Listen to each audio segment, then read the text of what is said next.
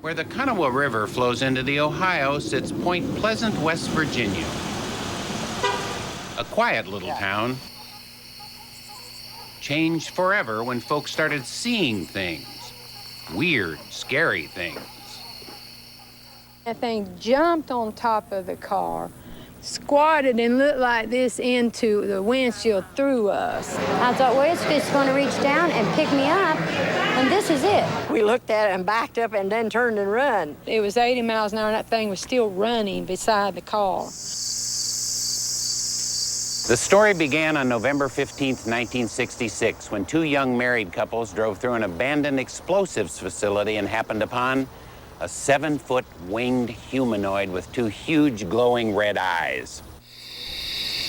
The thing, dubbed Mothman, created quite a stir.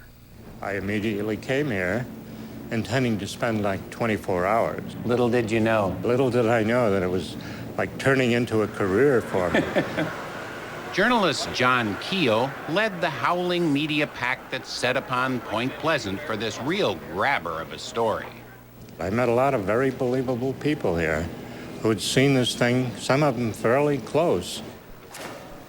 They said the creature looked a lot like this.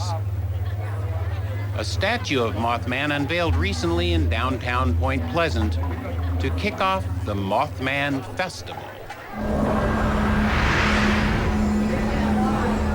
The town hopes the creature that once scared people off will now bring them in. So far, so good. Would you eat that? Me either. And we came all the way from Indiana for this. We came from Cincinnati for this. Yeah, baby. Oh, very elusive, this Mothman. People come here from London, Germany, Japan. Jeff Wamsley and Donnie Sargent have a whole Mothman industry going. They wrote a book, printed T-shirts, established a website. The townsfolk seem right proud of their Mothman. England has the Loch Ness Monster, and we have the Mothman. The first sighting was right in there. Almost all the sightings took place way back in 1966 and 67. That was the big thing to do. Just run around and drink beer on the weekends and chase the Mothman. Although some sightings continue to this day. I saw just red eyes. It just... Only 30 feet above you. Yes, 30 feet above us. My Yes. God. It was very... Why didn't you whip out your camera? Well, we were in shock. Interest was rekindled with the publication of John Keel's book, The Mothman Prophecies, followed by last year's movie starring Richard Gere. What do you do when someone comes into your office and tells you they saw this in their backyard? The interesting thing about this case is that most of those who say they saw Mothman seem to be salt-of-the-earth types who had nothing to gain by telling their stories except embarrassment. There's a lot of people who've seen things up there who've never came to the authorities or wanted to say anything about it. You're the first person in the news that I've told this to. Yeah, you have an exclusive on this. Back then, they made fun of you, you know. Oh, my gracious, you know.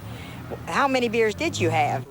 And they're sticking by their stories. I'll take a lie detector test on what I saw. So it's not like you heard somebody else's story. And No, you sort of... no, this is our story because we saw it. But who is this guy?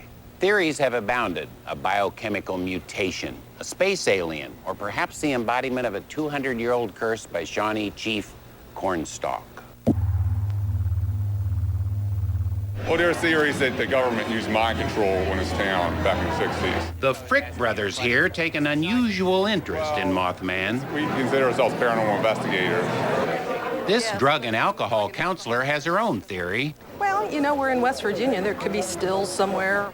But my favorite theory comes from this Earthling who spotted spaceships during the Mothman sighting. Well, do you think these ships that Mothman may have been on one of those ships? Could have been. I tell you, it might have been a pet that got loose from him or something. Mothman might have been the pet of one of the aliens? Yeah, could have been. You know, like we have dogs and cats for pets and things like that. You know, that's just a theory.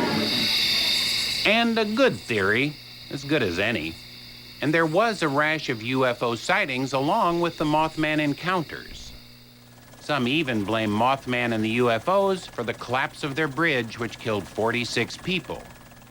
I'm going to come and sit with you. Good for you. Great. The Mothman Festival continued into the night when folks stood in line for hours to take guided hayride tours through the abandoned TNT facility that was Mothman's lair. Now, I talked to a few people who went into the buildings, heard the wings flapping. Oh, really?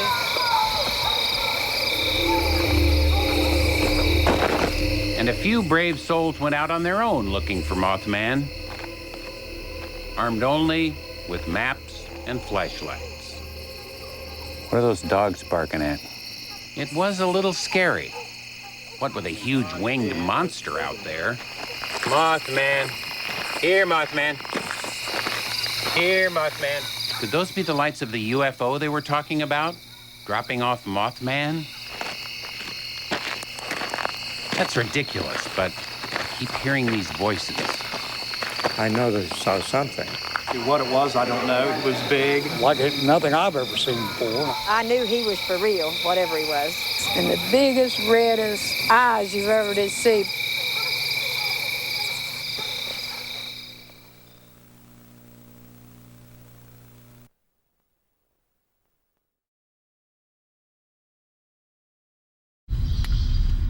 So in a nutshell,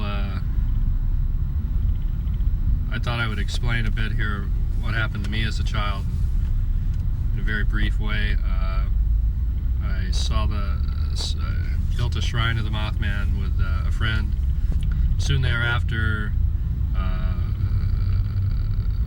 some of us experienced things like UFOs, aliens. I experienced a jump in my creative abilities, the ability to draw. I picked up a sudden inclination to photograph at age 8. And so we all of us, all the children who came into contact with this phenomenon seemed to have a jump in IQ as well. Many of us were tested, and many of us at our school were found to have higher IQs, and this sort of carried through, despite the difficulties involved with seeing something from the other side, from another dimension, and how that affects your relationships with others who may or may not believe you. Following elementary school, those of us who had seen the Mothman or come into contact with one of his forms, we split up. We were split up by circumstances. It was maybe 13 years later that I was brought back together again with one of my friends in 1981. In 1981, there seemed to be a confluence of energies that led to this meeting. I just had a sudden urge to find one of my friends from childhood, Harriet, who had seen a monster that looked like the Braxton County monster, who understood what the shrine had been about, and who understood that aliens had indeed visited us. I contacted Harriet, and amazingly, she had a story, a wild story to tell me, which was that my father had come to visit a medium that she had seen, a psychic she had seen. The psychic had told her to tell me that my dad had a message for me, and that I had to protect her. When I heard this, it sparked something in my mind. It lit a fire, it lit a spark. It stayed lit, and immediately I found myself embarking on a photo project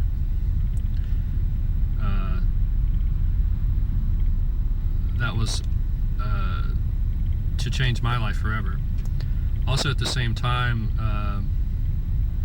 there were some sightings in the area.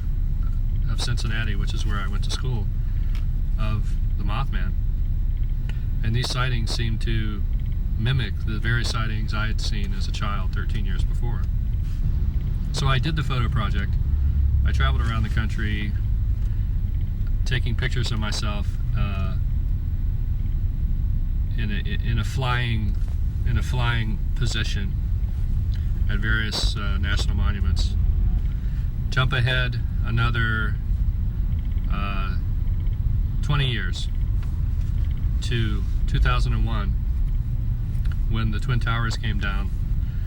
Just as in 1981, I felt a convergence of energies, something telling me that I needed to contact Harriet again, even though I had not spoken to her since 1981. In the last 2 years, I've gone back to West Virginia a couple of times and gone back to some of the sites that we visited as children, or that we played in and around as children, and interviewed some of the people there, some of my family members, some of the friends involved. And I've also done a lot of filming here in Seattle and Texas. And there seems to be a connection between various people that I've met in these different cities who have had similar experiences. Of course, some of these experiences in Texas and Washington will come later in part 2 and part 3 of this series. Part 1 is basically about the West Virginia connection, and I will focus on those folks from West Virginia that played a role in this and who were available and willing to be a part of this project. And now for a few comments about the photo project I began in 1981. As I said, I had just spoken to Harriet. I'd gotten a cryptic message from my father, and driven by a lake called Rocky Lake State Park on the way to school. Often I was always driving by this lake, and I always had a strange attraction to this lake. One night in 1982, I was driving by this lake and experienced one of the few, maybe the only, missing time experience in my life. I later found out that a Mothman sighting had occurred there in 1982 at that very lake. Someone had seen a tree that suddenly expanded its wings out and moved slowly. It didn't take off. It just spread its wings and then kind of moved back and turned and put its wings back in and in again, and it was seen more than once. And yeah, well, that was the context. There was something going on. The Mothman was reactivating in that area. Okay, I don't have the first image. I'll have to insert that in here. The first image had to do with me dressed as a Mothman-like character, sort of floating over the hills of Appalachia. The project then expanded into taking pictures that were reminiscent of Lee Friedlander's work. What I experienced as a child was 2 sightings, 2 paranormal sightings, 1 paranormal visitation, resulting in increased skills in certain areas. The 2 sightings were, well, there's actually more than 2 sightings, but the 2 most definite ones would be the sighting as I was riding in my parents' car toward Dunbar, West Virginia, to the bowling alley. We were passing the site, unbeknownst to us at the time, the exact site where Mothman had been seen just a few days prior, maybe the day before, I think it was. And as we were passing that site, I actually saw something flying behind our car. And it was as if I knew it was going to happen before it happened. When we left the house, I knew it was going to happen. as I say, I had already built a shrine to the Mothman. I was aware of him in the area. I was excited about it. It was one of the most wonderful things that had ever happened to me as a kid who loved animals and was interested in all that nature offered. It just symbolized freedom to me. Being a young person trying to adjust to school, it just exemplified everything I was hoping for in life, was just to be free and to fly. And if people were afraid, well, who cares? You know, the Mothman was freedom. Unfortunately, when I saw this thing flying behind us and I alerted my father, I was roundly smacked and told to forget about it. And my dad mumbled something about the government. You know, it's just a government thing, and don't get involved. My father worked for a defense contractor at the time, and his best friend was a scientist working on a top secret government project called Echelon, which a lot of people know about today. It's an eavesdropping network. So my father had some inside information about something, because he instinctively knew that it would be best not to follow this line. I think in looking back, I can't say that it was wrong per se, but I think certainly when one sees the full breadth of the Mothman experience, you can find a lot of positive things in it. It certainly was something that, even though he didn't want his son to be involved in it for, just out of parental care, ultimately it couldn't be stopped. The one visitation I had that I remember from as an objective reality was the time that I was staying with my friend Timothy Thomas Burnham. He was experiencing the most of the phenomenon in 1967, the widest range of phenomena, and few of us believed him. But I was staying over at his house one night, and sure enough, some little small men came, and it's all very hazy, but it was a definite event. Something definitely happened. Immediately after this event, Tim and I were talking about it, and we made a blood brother pact to always remember it and get back together again in the year 2001. And as we made this blood brother pact, we both had a precognition of a future terrorist event, the future terrorist event that we all know.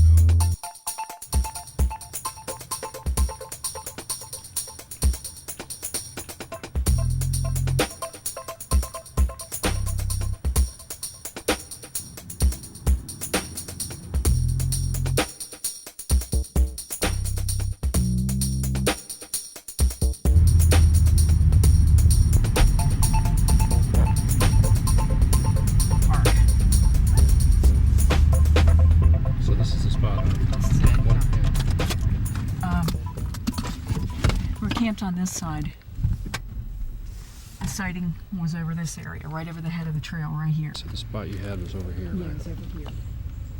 And we were set up just like right at the edge of the hillside there. And what woke me up was the bright light that came from behind the tent, which would have been back over here. And the distance that you see from here to the head of the trail, which is there, is how far away it was. Above the treetops. It was pretty close. Would you say that is 50, 60 yards? Yeah. So you saw a glowing light? More than a glowing light. It was a circular object, and the lights on it were all the way around it. Bluish white, the brightest light, because it's what woke me up. It was like lightning, but they stayed on. And I jumped up. I woke Chuck up, and he just said, "No, it's a car." And I said, "No, it's by the treetops." And he got out, and there was no sound, by the way, none at all. And instead of it just like shutting off, it faded out. And then there was nothing.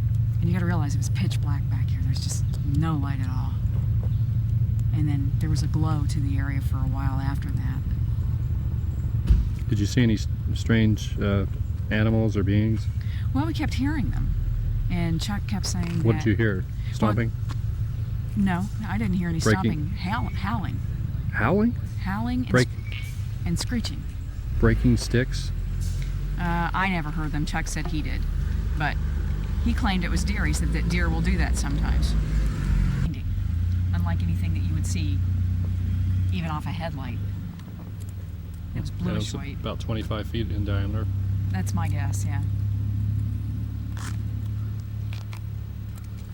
Feeling the creeps now? Oh yeah, right here, big time.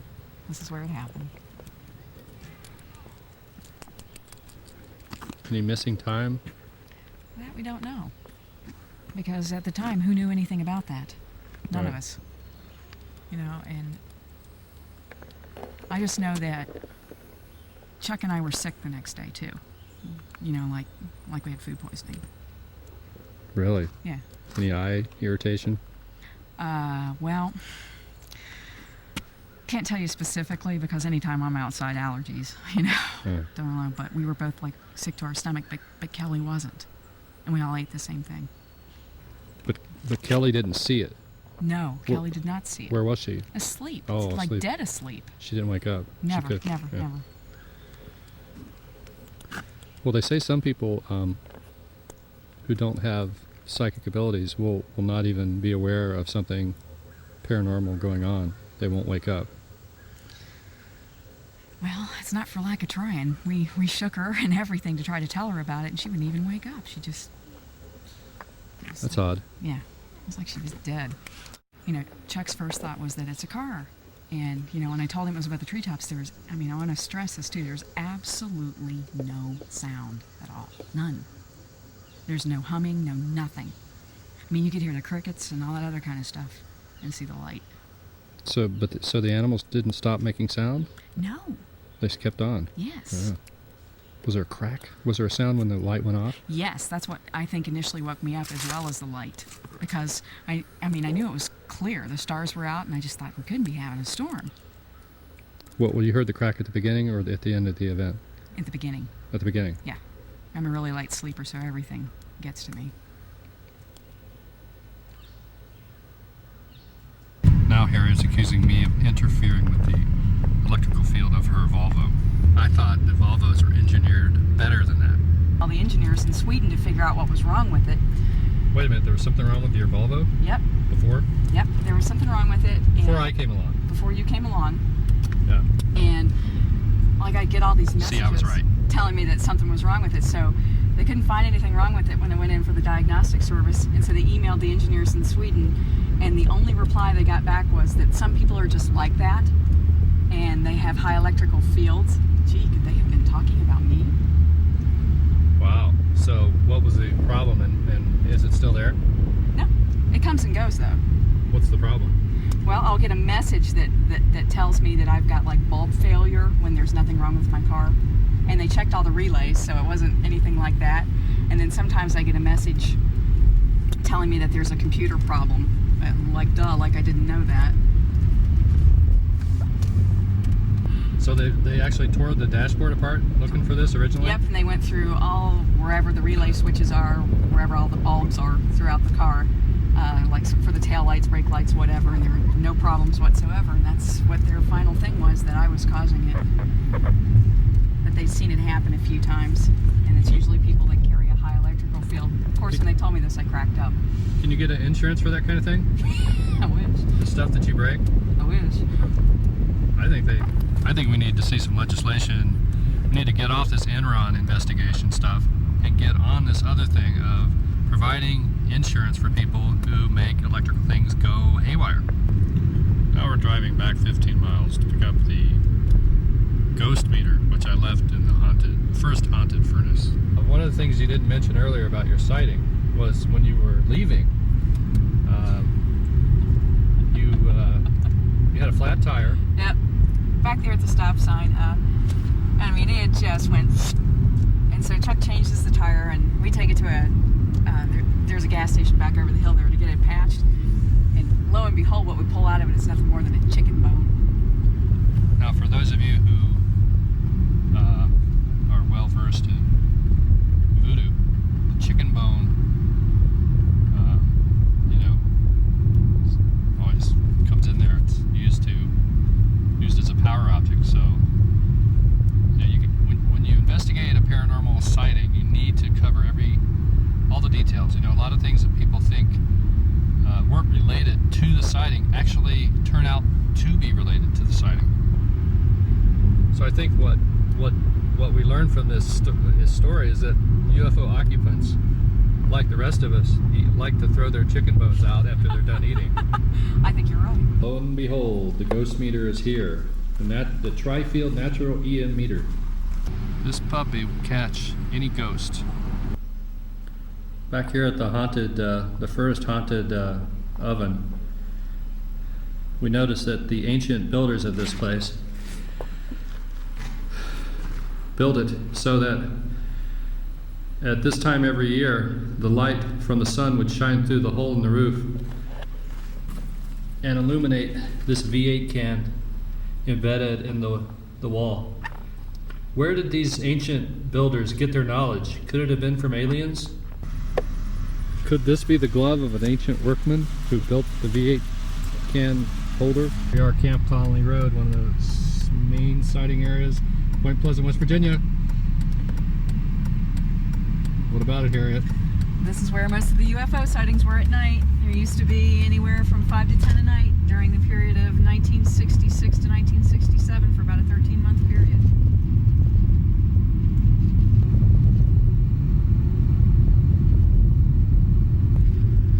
Well, on Camp Conley Road, most of the families that lived here during the period of November 1966 to December of 1967 moved away after the collapse of the Silver Bridge on December 15th, 1967, because according to what Keel said, they were too traumatized to stay here when you would see 5 to 10 UFO sightings a night for a 13-month period.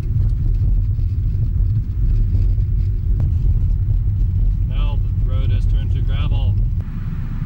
So you're saying that in the old days the UFOs would follow this power line and the creek under it or near it. Right, all the way to the river. All the way to the river. Where the huge power plant is, yeah. Which we will see soon. So, after all these UFO sightings and then the bridge collapsed, you were saying that the residents of this road moved out? Several families moved away and made Keel aware of the fact they were moving away just because of all the sightings and the strange things over a 13-month period. Keel's the author of the Mothman prophecies. Right. Just for those who don't know. So these are details that weren't in the book. Right.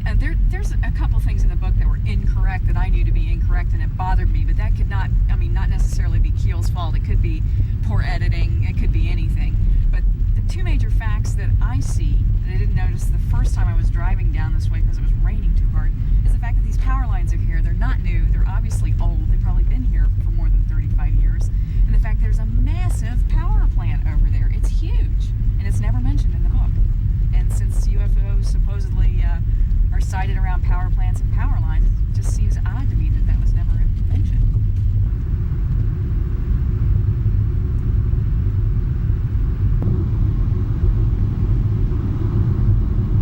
This is at the north end of the McClintock station, where the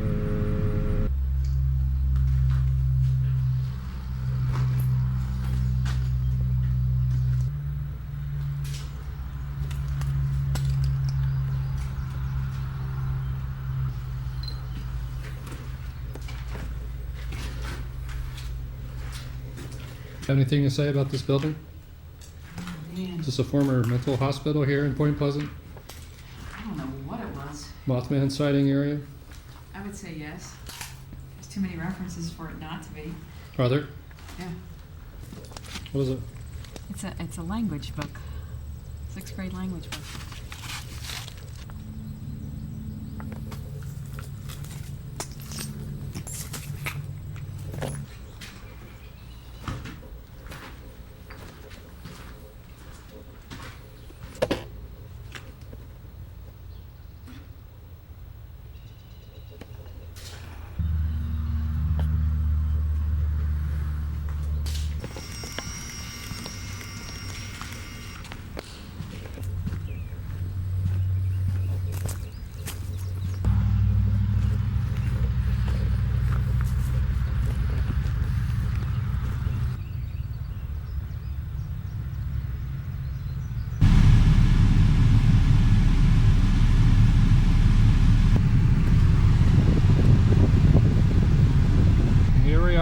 evil castle that Donnie Fields talked about at the first reunion, 1987. Can't see it, sorry, but this is our first stop on the Woodward Drive Mothman tour.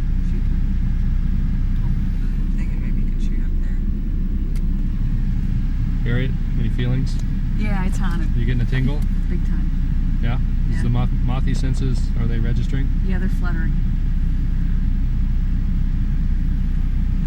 I think this verifies what Donnie was saying at the 87 reunion. This is a haunted castle. Female presence. Female presence. Fluttering of wings in the trees.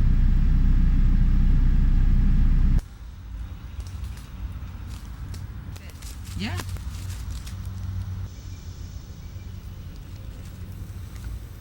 By the way, this is Fish, our assistant. Fish.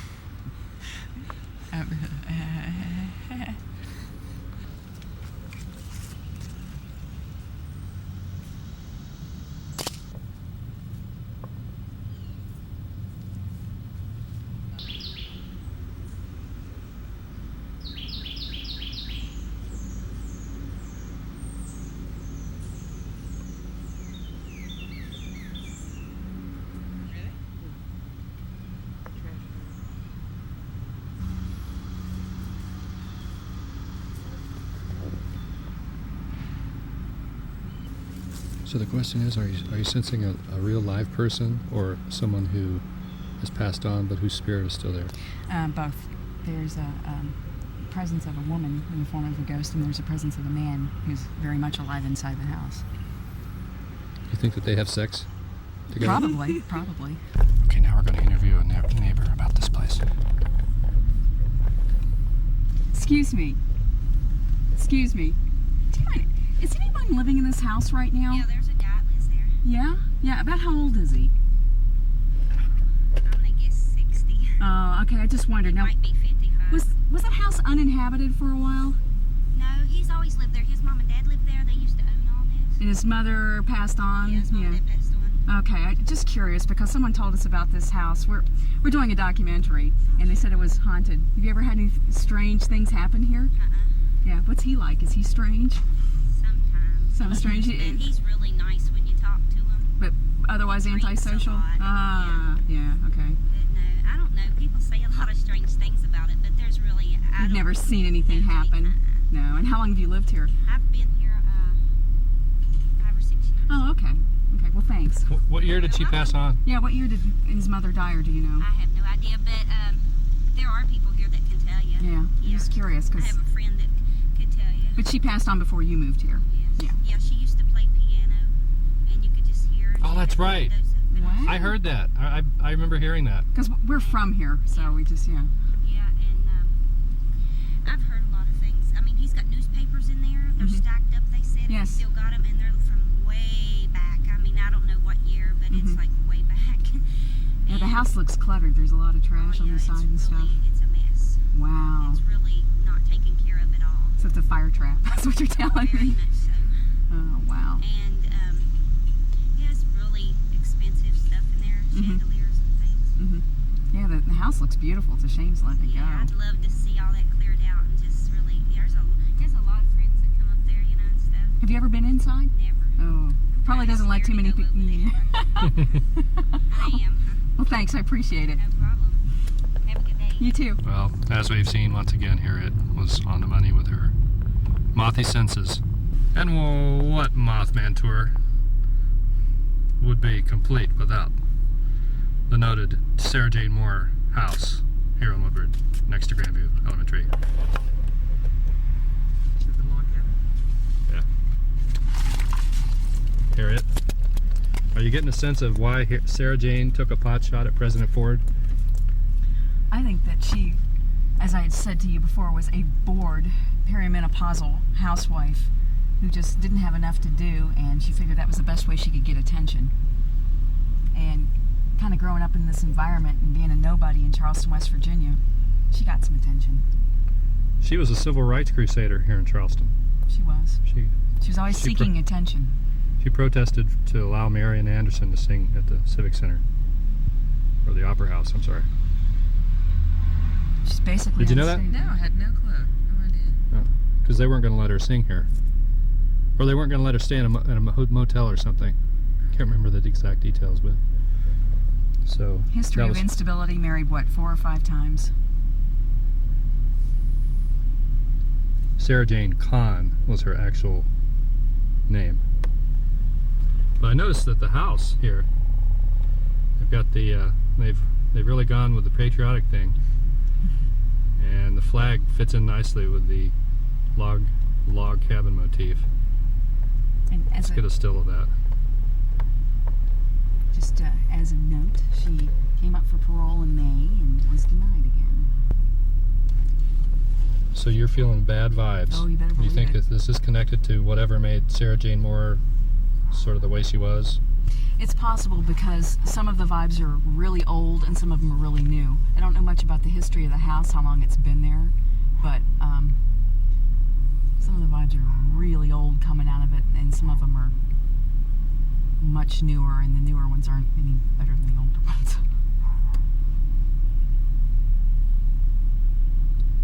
Feel like knocking on the door? No. Okay. Maybe you want to come back in the evening. There'll be some people walking around, milling about after dinner. We can ask some neighbors. You might be safer. And then up in the hills, near where his brother lives now, down the street where his brother lives now. Okay, so here we are at Grandview, Harriet. Yeah. Now, the one interesting Mothman thing that I remember from Grandview was that some military guys came to sort of check us all out because they had a special program here for advanced students, or they were trying new things, and they were filming actually a documentary. It was 2 PhD candidates, and I believe they were from an East Coast institution, I don't remember what, but they had come here and they were studying children of Appalachia because they had heard that there were some really bright kids here. And we don't know why there were so many bright kids here. Could it be the Mothman? Could be. I mean, could there have been something going on here? Genetic experimentation, something like that? Following kids, tracking kids for government service? Well, several of us had our IQs tested here while the rest of the general population of the school did not. They handpicked us and gave us IQ tests. That I distinctly remember. And there were some genius numbers in there. Several. So that's pretty rare. I mean, you don't find that many genius IQs in a small community like this. No, especially in the middle of Appalachia. There's a positive message for young aspiring geniuses.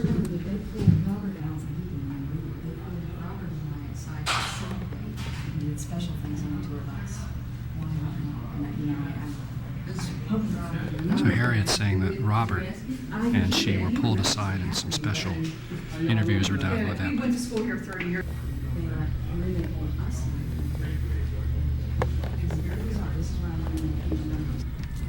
I came back to Grandview maybe 15 years after I had left to vote and saw my drawings of dinosaurs still up on the walls. So one of the reasons I'm here today is to try to see if those were still up. But as you can see, the place has been torn apart for what appears to be insulation removal and replacement. Okay. I was telling Fish about the whole presentation that they had separated Rob and I away from the group of the other kids that were giving the presentations, and they'd kept us away from each other as well. And what they had me do was read a couple pages in an encyclopedia, which was on Ethiopia. Then I was to get up in the blackboard and draw like a map of Ethiopia, talk about it. And I did it, and I spit it back almost word for word, and the blonde-haired lady said to her companion, "My God, she has total recall." And they had me sit down, and they asked me a few more questions, like if I had headaches or any other medical problems. Then they walked around me and moved my hair back away from my neck, and they didn't say anything, but they pointed to the indentations that are in the back of my neck, which are Let's see this. back here. Okay.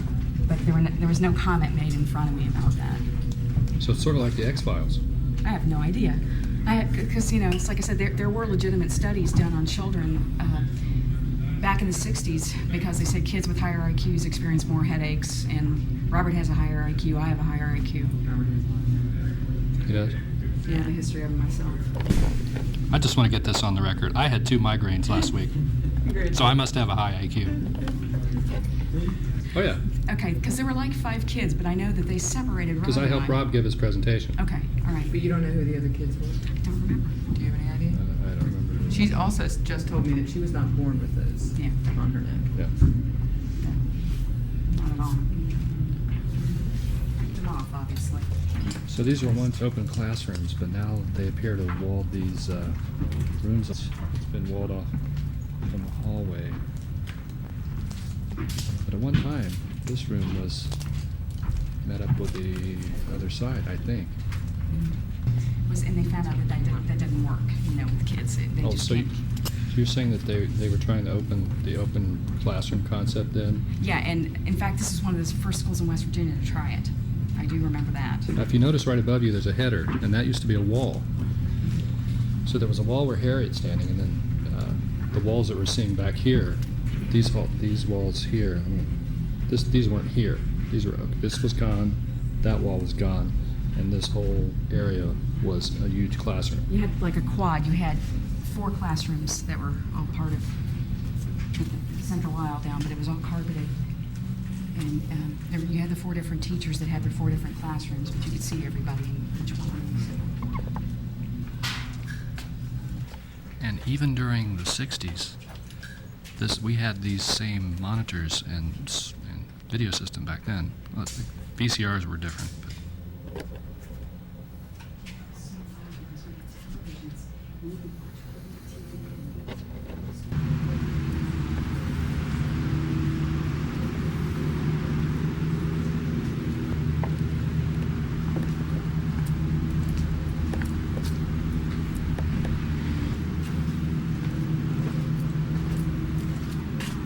Remember the rope that used to hang from the ceiling? now you're going to have to repeat what you just said.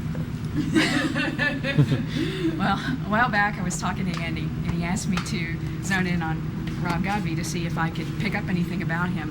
And what was so strange about it was, I haven't seen him in over 30 years. I was able to physically describe him. I was able to pick up vibration about him and certain aspects of his personality. And Andy asked me if I could pick up an incident in Egypt about him. And I was able to pick up on it. I could see the fact that they were on a crowded train. And I could see that Andy was yelling at him. And it turns out Andy was yelling at him to stare out at the horizon and focus because he was claustrophobic. I wasn't yelling at him. I just put my arm out and wouldn't let him off the train. You were yelling at him. I was not yelling at him.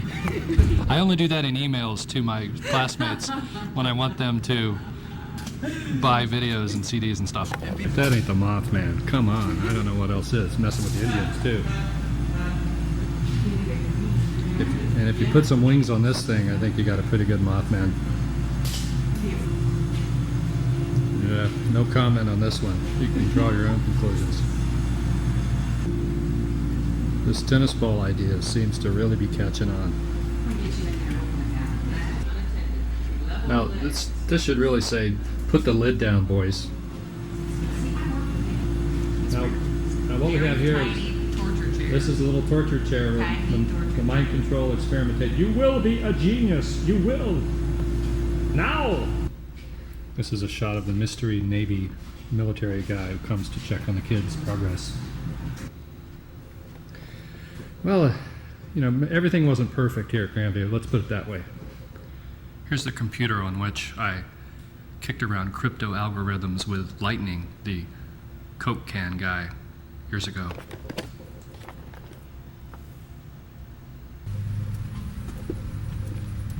Grandview is sort of a little center of Mothman activity. If you stand here in the Grandview parking lot, you can see 3 key spots.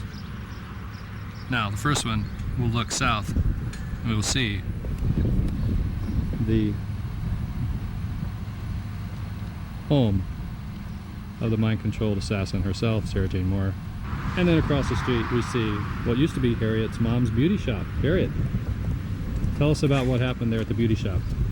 This was when I was 3, almost 4. I was over there with my mom, and a lot of her friends were there. The same old people always went the same days, and they always had a TV on because they watched soap operas.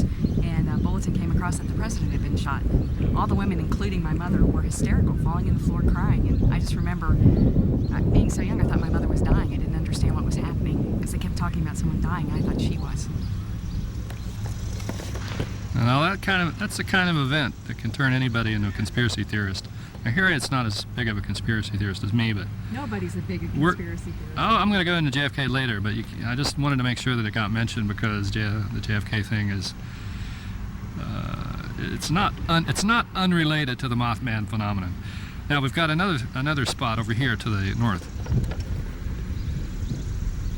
and that is the church where Harriet and I went to Sunday Bible school. Now, we had a funny event happen there that was sort of a turning point for me because, well, you tell us what happened, and I'll give you my reaction. I was 4, so my parents tell this, and I do remember the story. Almost 5, and we were in Sunday school, and you know how they're always talking about Jesus and all this other stuff, and I decided to argue with a Sunday school teacher who was a man. I don't remember what his name was, but I told him that Jesus was just a person, he wasn't really a prophet, and that the planet was settled by aliens, and that all the great wonders of the world were built by aliens. And I used big words that I've never heard of, and one of them was paleoceti, which until I was 42 years old I didn't know what that word meant, but I used it when I was 4 years old. Sometimes you would get phrases and concepts coming to you that were sort of from elsewhere. Right, and all I know is that he went to my parents, and then I was spanked and sent to my room for about a week, and we never went back to the church. Now another thing that Harriet does is she's able to medically intuit people's medical problems, and can even do this over the telephone, and she can sort of pick up on what's wrong with them. Now we'll go into that later, but I wanted to mention that because I think it kind of relates to what she said about religion. Now I don't want to anger anyone, challenge anyone's beliefs, but I think it was interesting. What it did for me was it got me out of Sunday school forever, actually. I never had to go to Sunday school anymore because of what Harriet said, and I appreciated that. I mean, don't get me wrong, I think Sunday school's a great thing, but it was great to sort of spend my summer playing in the woods and playing basketball instead of being in the basement of the church over there. Okay, now tell us about, you drove up Woodward Drive a few weeks ago just to come down and check it out. What happened? Well, I remember getting near the top of the hill, and I had my Mothman fluttering right in the solar plexus, which is where I always get the feeling, and I picked up Andy's vibration. And unbeknownst to me, Andy had lived someplace else on Woodward Drive, and it was at the top of the hill. We will go there now. Okay, here we are at my second house on Woodward Drive, which Harriet realized as she drove by it. And as we look, we see that a black cat has come out, an omen, and it's growling. Look at this.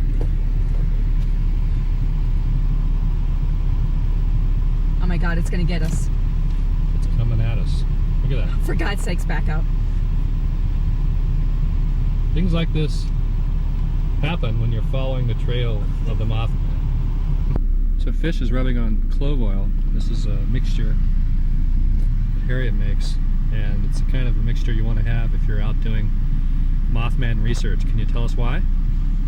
It offers protection. The Indians believed that the scent of cloves and cinnamon would protect their spirit from anything that was evil or terrifying or whatever, and we now know that both contain properties that are antibacterial, antiviral, and can actually keep you from getting ill, even when you're around people that are sick, if you rub it on your body.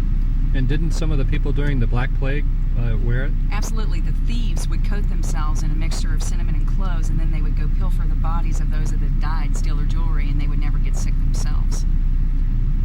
Okay, we're back at Mothman Central in the daylight here at the unnamed lane.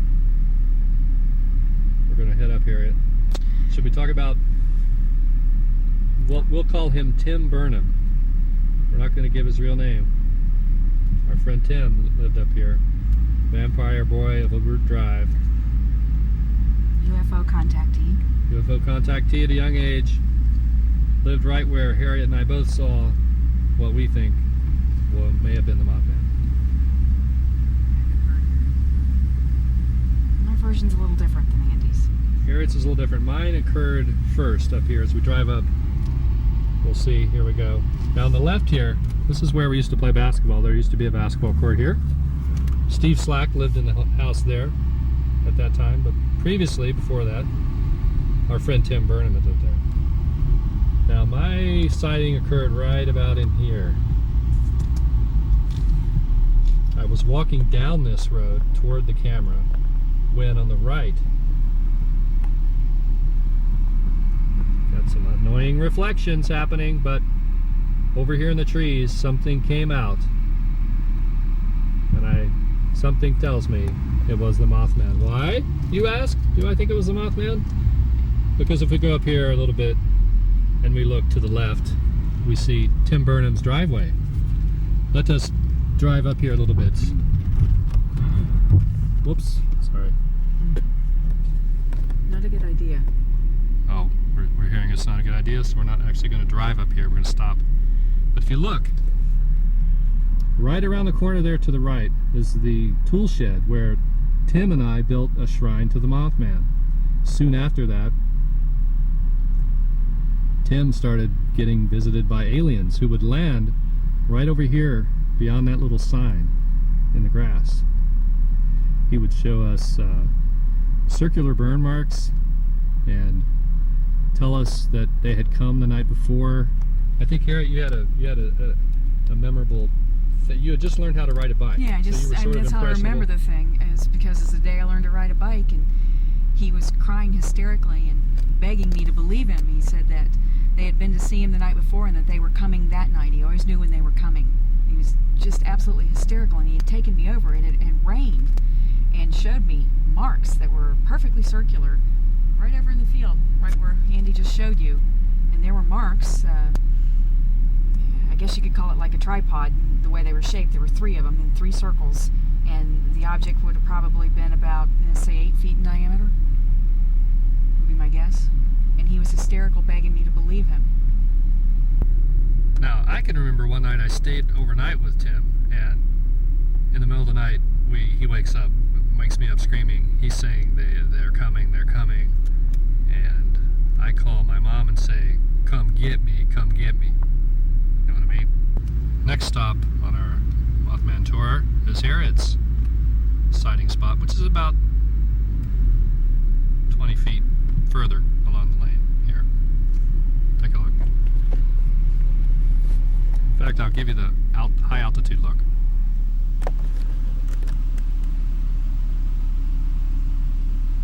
And hers also occurred over here on the right. And in the trees here floating, you saw... Well, for years I wasn't sure what I saw. I knew I'd seen something, and we should tell you that what I saw was confirmed with the use of regressive hypnosis, and the detail of the being came out in regressive hypnosis. And it wasn't a being quite like Andy's, except that it glided and floated like Andy's. I don't think I really want to go into too much detail about what the being looked like. It bothers me too much. I saw them. I never saw feet. It never touched the ground. It started out higher in the trees. And it was how big? 7 to 8 feet. It was massive, massive tall. It was a very strange odor at the time. What I would guess between like a mustiness, like a cave, but it was overwhelmingly strong, and also the smell of cinnamon.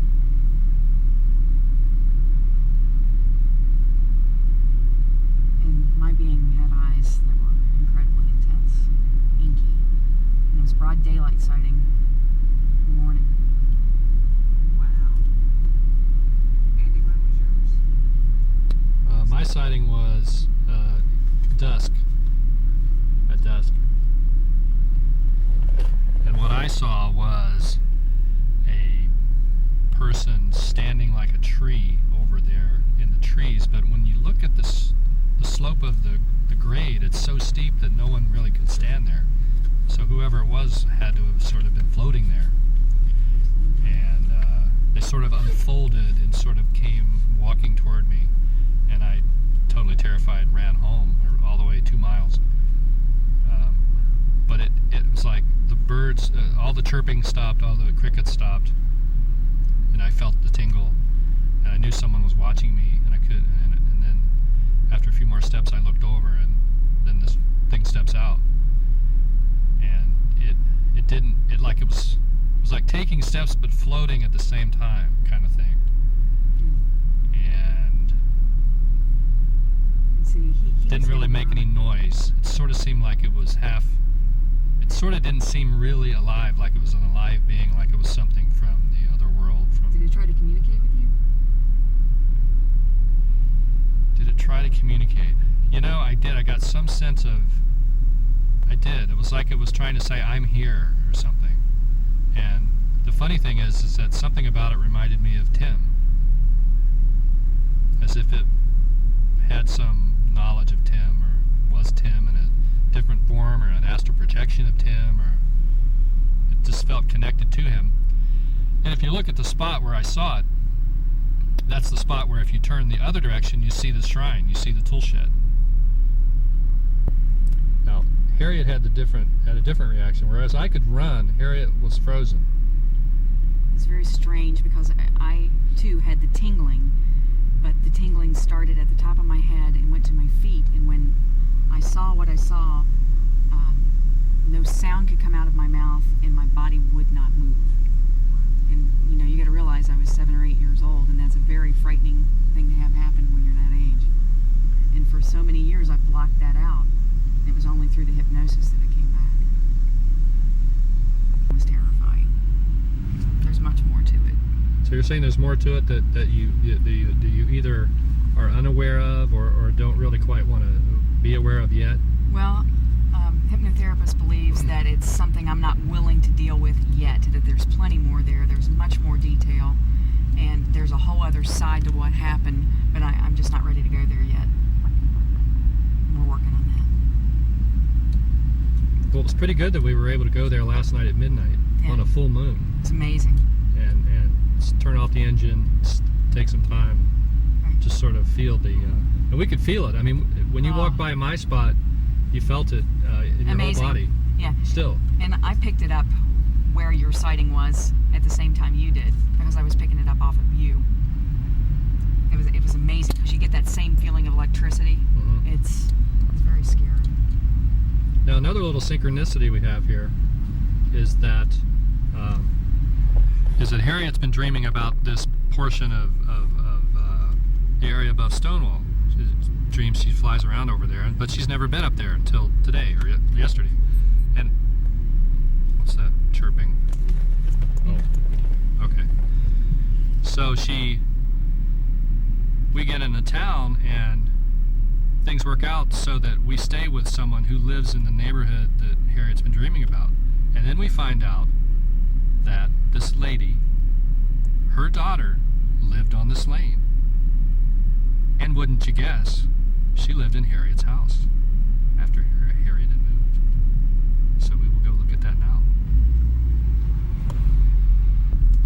And I just want to mention that this lady is a sort of a random friend. We've never stayed with her, or not, we don't know her. And so it's a pretty random, seemingly random event. In the course of following the Mothman Trail, seemingly random events become synchronous, and suddenly everything comes together, and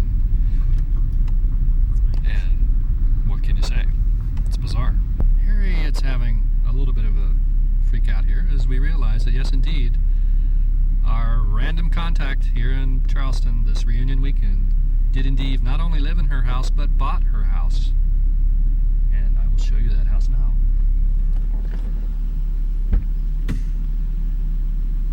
No one's living here now. Let's go in. Oh, going in now. I like this mailbox because it has leaves in it. Now, Harriet may not want to tell you this, but I'll sort of tell you. In this driveway that we're sort of pulling off into here, Harriet's dad was once car bombed. Harriet's dad worked on some secret NSA projects back in the 60s, and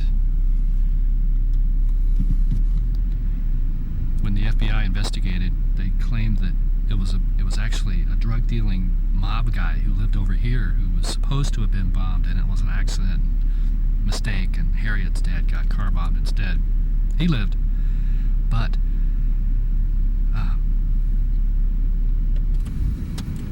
they found drugs in the woods here, a suitcase full of heroin.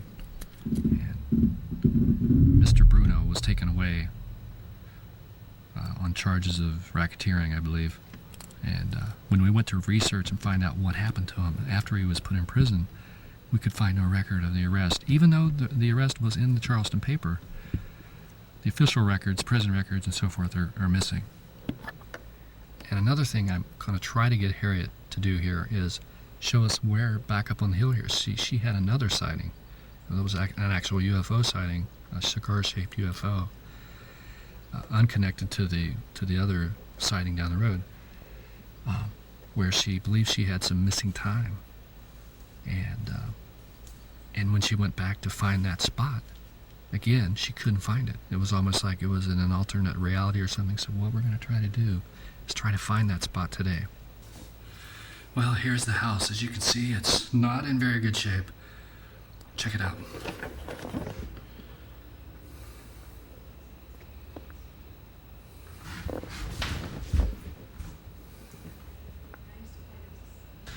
Now, when you're on the trail of the Mothman, sometimes the smallest clues really matter, like names, numbers, pictures that are at the site. So what I'm going to do is just scan around. I'll bet there's something here that will connect up with the Garuda. The only package in the house is Mary McClung. We'll keep that in mind. We just had our omen and a bird flew out of this nest. Oh, shit. This is my bedroom back here. Me and my As you can guess, it scared the crap out of us. Our second name, Kimberly Waite. Wait a minute, this is how Harriet found out there was no Santa Claus. Well, I was never allowed to get in this closet. My mom would always start screaming at me, and I think I was like 9 years old, which I guess by today's standards is kind of late to find out that there's no Santa Claus. But I remember getting in here, and on this shelf, she had it covered up with a big towel were all of our gifts. And there's a lot of mail in here. Here's an addition to this story.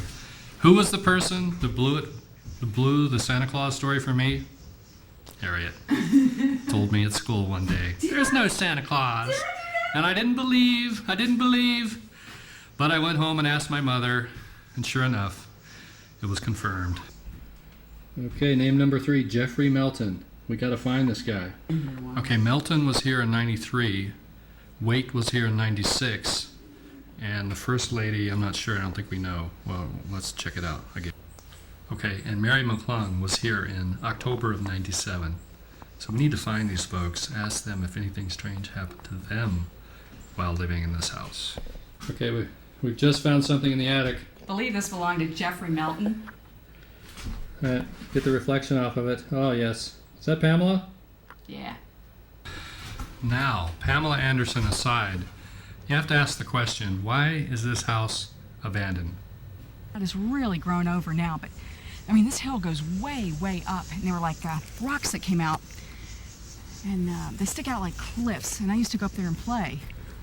And my mother said that I had disappeared for somewhere from 2 to 3 hours, and I felt like I'd only been gone about 15 minutes.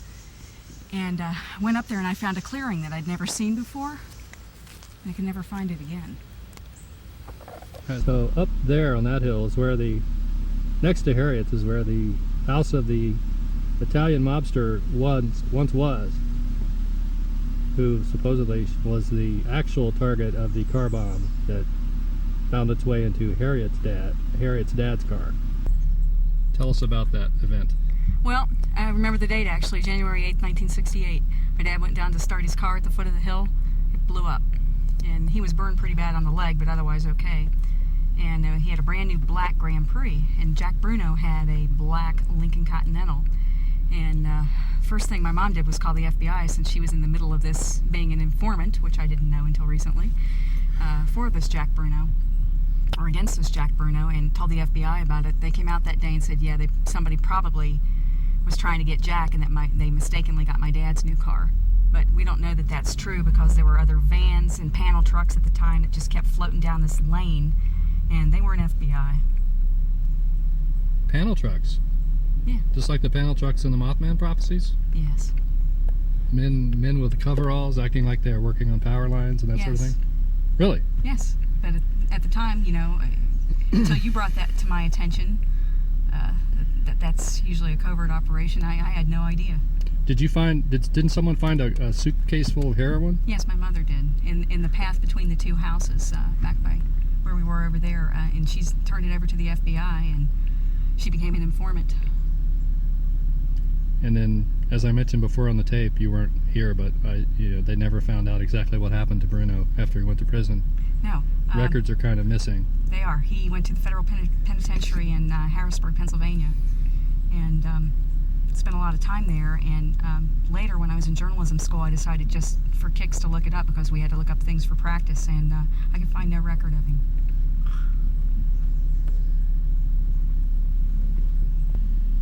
Okay, as we leave the little Mothman Lane, we're going to talk a little bit more about Tim Burnham and what happened to him. What happened to him? Well, actually, first he moved to North Carolina, and then eventually to Florida, to the Space Coast.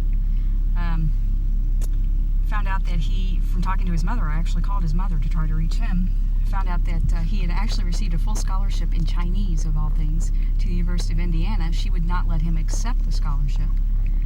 And he went to a smaller school in Florida and got a computer engineering degree, and then later received a master's in philosophy, and now supposedly has his own landscape business in the Cocoa Beach area. But he worked for NASA for a while. That's where he was a computer engineer for years. When we were kids, he always said that, because he believed in space travel, and he actually told me he had space traveled before in a spaceship, that he was going to work for NASA. Yeah, I can confirm that. He used to say that all the time. It was something that came up probably every day. And it turns out that his mother now works for NASA, for the Allied Space Command, correct? She is the administrative assistant to the director of the center. And she is, and mind you, she is 66 years old and still working, which is kind of odd. And she's a former Miss West Virginia. Yes. For those who like Pamela Anderson. Hey, we forgot to get our Pam Anderson stuff. Hey, I think we need to go back and get that, don't you? Tonight at midnight? Yeah, it works for me. You called her. Tell us about the phone call. Oh, the phone call was bizarre. I told her who I was. She knew me instantly, and the most bizarre thing she said to me is, oh, you sound all grown up. And, I'm just like, well, hell, I'm 42. I guess I am. And started asking her questions about Tommy, and she started hedging right away. And then I asked her if Tommy'd like to meet Andy and I here, because we were, going to do the reunion thing and wanted to see a bunch of kids that we went to school with. And she very abruptly told me absolutely not. He didn't want to do anything like that, and wouldn't want to do anything like that, and furthermore wouldn't want to speak to either one of us. And I asked her to give him my phone number, and I'm sure she never did. I'm sure she never even told him in the conversation. I just found it strange that this woman was protecting a 43-year-old man. It is strange, isn't it? Yeah, because she was hostile about it. So, what do you think? Do you think that, do you have any theories? Does your psychic mothy sense tell you anything about it? Yeah, I mean, she knows full well we remember everything that happened when he was here. His name was Timmy, right? Yeah, Timmy. God, yeah. And she knows full well that we remember everything that happened, and I think she was so freaked out that we might start to ask Tim questions. Yeah. Because? It's almost like she could sense it. She knew that we were up to something more than what I said. But what do you think what do you think it is about that would make her not want us? I mean, what bad could come of that in her mind? I see two things. I think that she would protect him at all costs. She tried to keep him from going away to school. She always kept him close by so she could protect him because he was so emotionally fragile. I mean, just very emotionally fragile child. And also, given her job and her position at NASA, I mean, there could be a host of things that she could be protecting. Like? whole cover-up about everything he used to say about being abducted. So you sense that maybe she knows something about what happened to him? I know she knows. I know no one knew about the phenomenon that's so widely discussed now about, alien abduction back in the 60s. It was just never discussed. Well, I know that she told me not to mention it. Yes, I was told the same thing, to never talk about it. Yeah. Of course, you never know if that's out of, fear of being ridiculed by the community or, or a true knowledge of some. Well, I just find it odd that someone who is like living right in the middle of something so strange like this ends up working for NASA. I just find that a little bit odd. Now, another interesting side note is that my next door neighbor down the road here, at the first house I lived at on Woodward, their daughter married a guy who worked at NASA as well, and their sons would come up in the summertime. I was friends with them, and they like to go up in the woods and snort lighter fluid and aerosols. Now, I know a lot of you Edgewood folks think that, we're out in Woodward Drive, it's just a bunch of hillbillies, but take a look at this. Take a look at this. We got new houses. We got new trucks. There's no trucks here now, but there were. Trust me. Look at that styling. Look at that detail. That's class. This is my first home on Woodward Drive. Yeah, there was another house right to this side of it, the original house, and behind that original house on the hill right there, where the grass is cut, is where we would, all of us in the family, pretty much dreamed about glowing Bigfoots. And my sister actually remembers a flying saucer parked right in the front part, above those steps. She claims in broad moonlight that she saw a UFO parked there, and even mentioned having little green men come in and go through her drawers, her shelves or whatever. The same sister of mine also has had glowing beings come into her room at night and float above her bed. One sort of choked her. An unseen being sort of choked her one night. She saw black panthers on the hillside over here. There he is, living the dream again. Of course, we all know that black panthers do not exist in North America, and oftentimes these black panther sightings are actually more akin to a psychic encounter with the paranormal, a lot like a lot of Bigfoot sightings, which are sometimes the Bigfoot is seen and then disappears mysteriously as if it can go between dimensions, and Bigfoots are also seen coming in and out of UFOs. In our case, we kind of have the whole gamut going. We have nightmares about Bigfoots. We have real sightings of UFOs. We also have nightmares about various alien beings. I personally have never seen a UFO in waking state, so I can't really make that claim. Oh yeah, there was a couple of other things. Another thing that we saw a lot of was these brand new black cars going up and down the road at night. Men in black cars. And there was one incident that occurred in the house here where, well, I won't say it's an incident, it's another nightmare of a man in black coming to our house and hypnotizing all of us. And using sort of the, I don't know if you've seen the movie, they sort of have these little wands that they point at people and make them go into hypnotic state. Well, that is an actual nightmare that I've had for 20 years. And so if you look at the house here, you see these steps on the right. That's where the man in black came up, and then we saw like little balls of light in our living room there, which is next to that door. And my sister has also had the same dream, and then she remembers being paralyzed, and I remember being paralyzed. I remember the whole family being paralyzed and sort of being interrogated in the living room. And my theory is that because of the NASA, NSA people in the neighborhood who worked on these projects, that at some point psychic spies were used, or real spies came to our house, drugged us, put us in a hypnotic state, and tried to find out what we knew or didn't know about these secret projects. They could have been Russian, or they could have been American. We don't know. Analyze my story a little bit. You seem to be picking up some vibes about it. Okay, what I'm intuiting, I can see you sitting on the couch. You're sitting on the couch. Spring sitting on the couch. Your mother and father are there.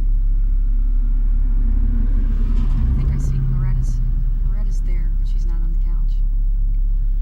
You're being interrogated by two men. So I think it kills your Russian theory because they're not speaking Russian. They don't have an accent. What do they look like?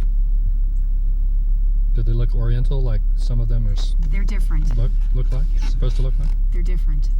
They're not like anybody you would see around Charleston, West Virginia. You could definitely tell that they were foreign. Were they astral projections, or were they real? They were real.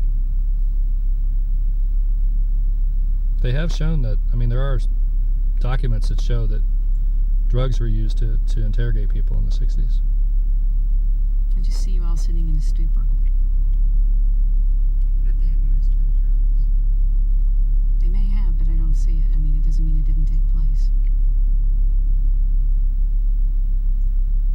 Your eyes are all wide open, but you're listening intently to them. You're answering questions that they're asking, but you don't have any information. That's what I remember. Yeah, you've never told me that, so it's interesting. There were two of them.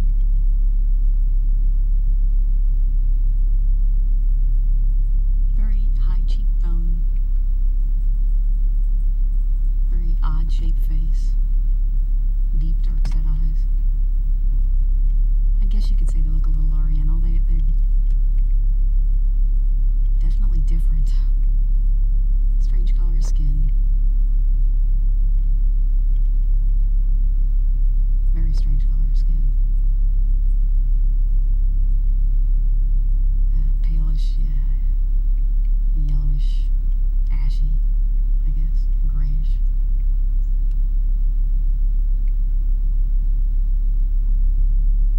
They're speaking to you in almost monotone, which is a technique that is used in hypnosis. It's how you induce the trance. Very little inflection in the voice at all. Do you know what they're asking about?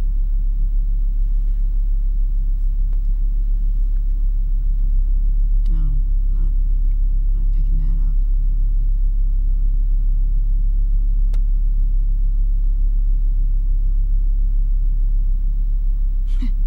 I told you wouldn't remember, though. But I did. Yeah, I guess you did. Power to the proletariat. You see something in the room. There's something shiny, like glowing. It's like strings of something hanging down, and I can just see light that keeps reflecting off of whatever that is. Strings of something hanging down. What, you mean like they used balls on string to hypnotize? No, I just see something in the house. It looks like beads or something. I don't know. I don't know why I see that, but... No, you don't. What is it? Yes, I do. Because we had beads hanging in one of the windows. Did I swear to God. We had beads hanging in the window between the living room and the kitchen. Right, it's an opening. It's between two rooms, and it's like a window. And we also had chairs in front of that, so I remember some of us sitting in those chairs with the beads behind us. Mm-hmm. That's why Two I'm of seeing us, him. and then people in the on the south wall of the building right here. I there was believe a couch with a couple of us. I believe Loretta was there. That's why I'm seeing him. Because I keep seeing him glisten. And I keep seeing light bounce off of them, because actually the room is dimmed. They don't really have the lights on. It's dark, isn't it?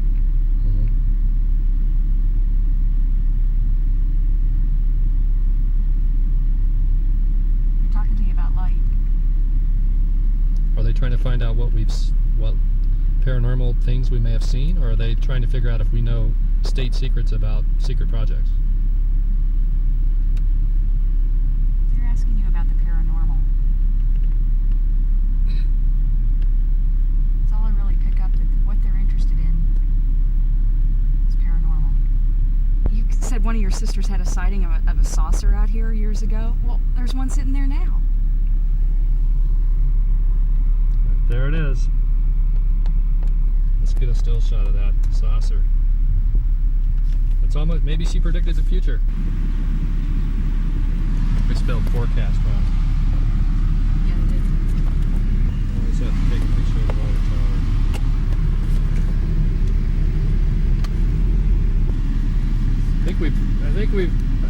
I think I've tried about 10 locations so far, Harriet, and you've been right every time. Let's see if you can find Charlie's house, or what was reported to be Charlie Manson's house. And once again, Harriet gets it right, folks. And I can prove it because I've already got photos of this place at home, which she has never seen. And instantly, she knew which one it was. Tell us about it. How did you feel this sort of thing? I feel it right here in the solar plexus, and certain things like death, destruction, mayhem, people that are murderers, people that are basically evil, it'll hit me like a stabbing pain. This grabs me and twists. And when you were talking about this before, because you have talked to me about this, that's the same kind of pull I got. And the minute you turn the car around, because you were looking at the bus from Seattle, the minute we turned the car facing this way where my solar plexus could face it, it hit it. Truly amazing.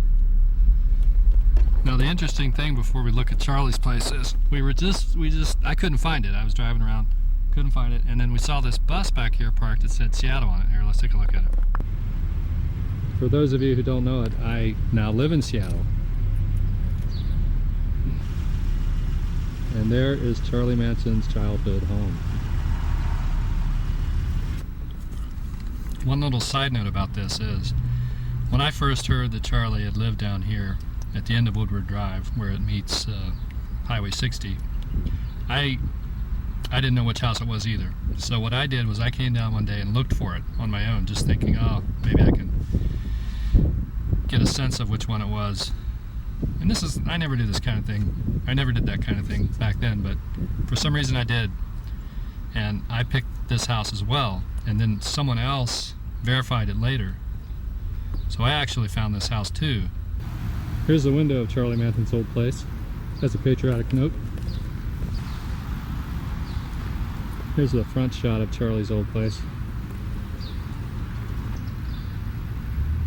Now, I'm standing in the same spot in front of Charlie's place. If you turn and look in this direction, you see the Discount Jewelry and Loan, which used to be Van's Never Closed Market.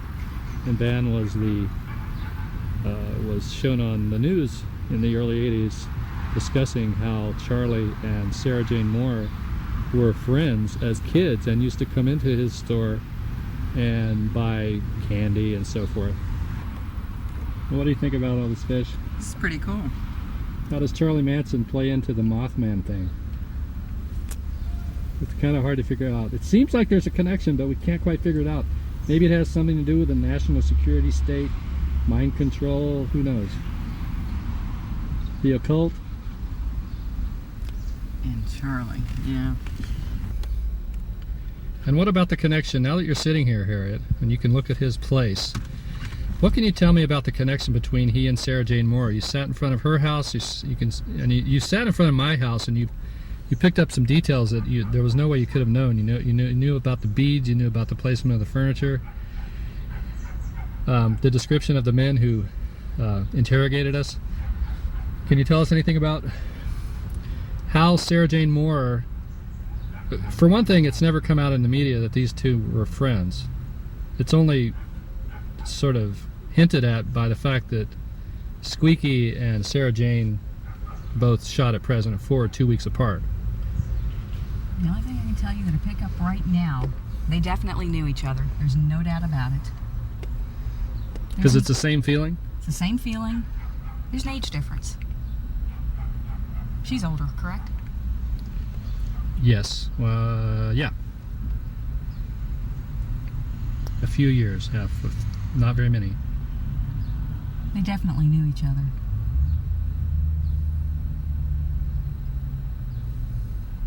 They both were in California. They both were involved in popular murders or attempts at murder. They knew each other here.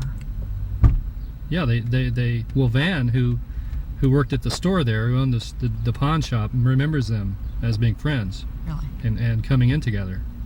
That's what I see.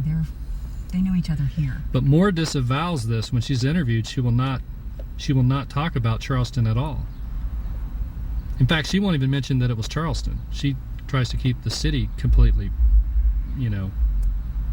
she doesn't even mention what her hometown was, actually, in interviews. I don't get any pickup on why. There's a lot she just doesn't want to talk about for some reason. And Charlie's the same way. When they try to pin him down, he was into a lot of things in Hollywood involving prostitution with famous people and drugs that sort of lurk in the background of those killings. In other words, they were more like mob hits than they were helter-skelter. And this is what he doesn't want to talk about, because if he does, he will probably be killed in prison. Charlie's powerful, but there are a lot of other people out there that are more powerful, and I can read that.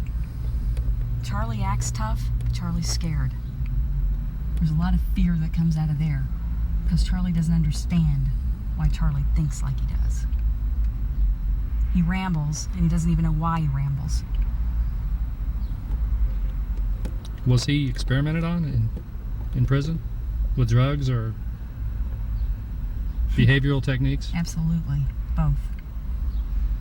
He was a guinea pig, human guinea pig. It started before that. When did it start? Did it start here on Woodward Drive somehow? I see someone roughly the age of 12, 13 that I'm intuiting to be him at that age. It started then. Shortly before his first stint in a reformatory. And he was messed with really bad in different reform schools.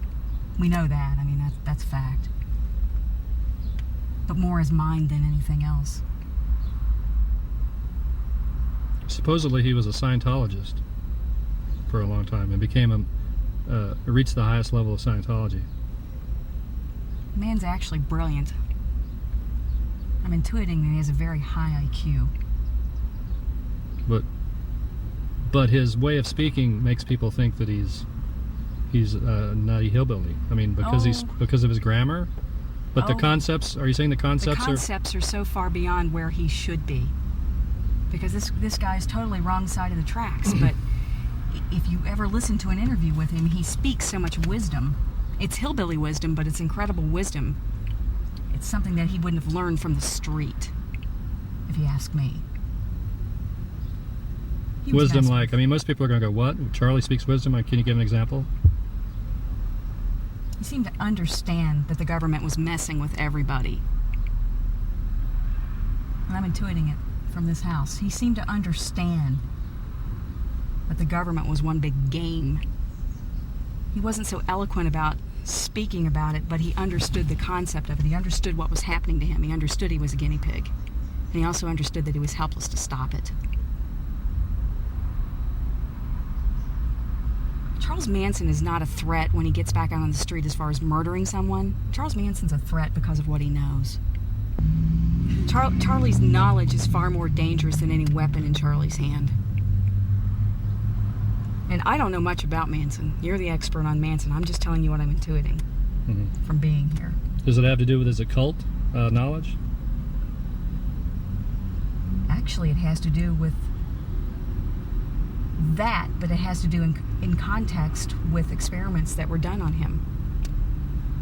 his teen years, mind control experiments. I mean, he talks about that in his interviews. He says that they've had him in the nut ward for 10 years. They've been giving him drugs, messing him up. He's honest about that, and he is telling the truth. He is not lying. But the thing is, that I guess what I'm saying is something I didn't know, but I'm intuiting, is that those were government sponsored. He was actually hand chosen as a guinea pig. Here we have a shot of Mr. C's yellow slaw dogs. Do you have what it takes to be a yellow slaw manager? Let's see it. See if you can manage it. My teeth are yellow. Come on. Mine are gonna be yellow. Oh, there you go. Okay, now we're gonna see the famous $20 911 Pentagon trick. Here it goes. At Mr. C's hot dogs. Never thought of this. I don't know. You know, 9/11 is 20, so.